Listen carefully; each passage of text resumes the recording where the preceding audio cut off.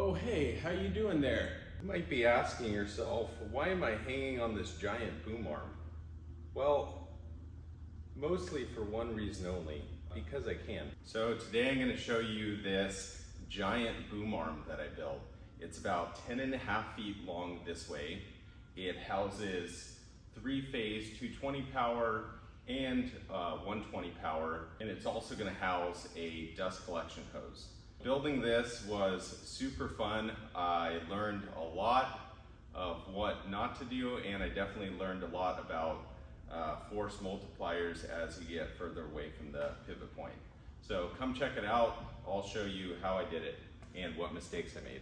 So to get 10-foot long pieces of plywood, I basically cut strips of plywood that were staggered and glued together, and then I cut holes to reduce weight. I'm not sure how much weight it actually reduced, but I figured anything I could take off would be worth it. This pin actually came off of the table saw. It used to hold the original splitter, and so I figured I'd make some use out of it and use it as a pin here. I laminated together 4 sheets of plywood, which going back, I would probably do maybe even 5 or 6, just because the amount of torque that gets put on that point is quite a lot. And then I glued that. You can see here I didn't do much in the way of glue cleanup, but this isn't visible, so I'm not too worried about it.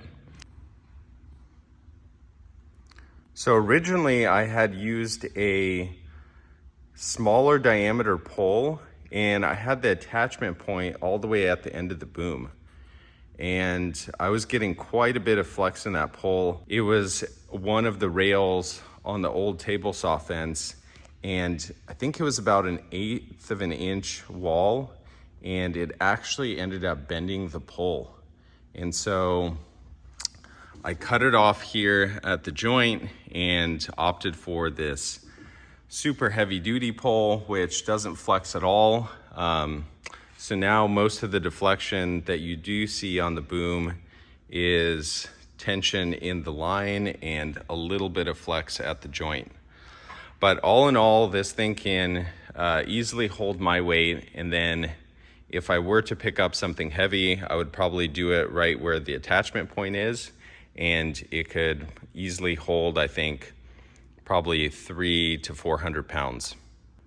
One thing I also learned was that all the eye bolts needed to be welded shut. Originally, I was using some bigger eye bolts in place of this, and I actually bent a 1/2 inch eye bolt. So this one, I switched it to a closed bolt, and then on this turnbuckle, you can see I welded that shut and used a carabiner, and then also welded that shut. And then I have 2 of these, I don't know what these are called, I guess U-bolts, and then the same thing on that end.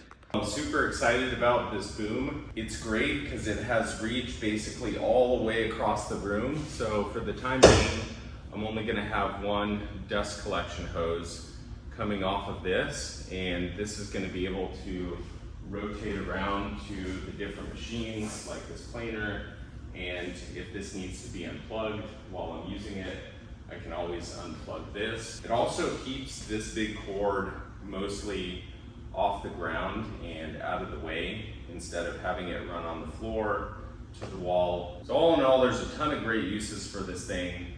It's also really neat because if I do want it completely out of the way, I can rotate it around. I can also mount camera mounts and basically whatever else I need to. So if you're looking to build a boom, feel free to leave me a question in the comments. I learned a ton from this project, and I'm really happy that this is a new addition to this big shop.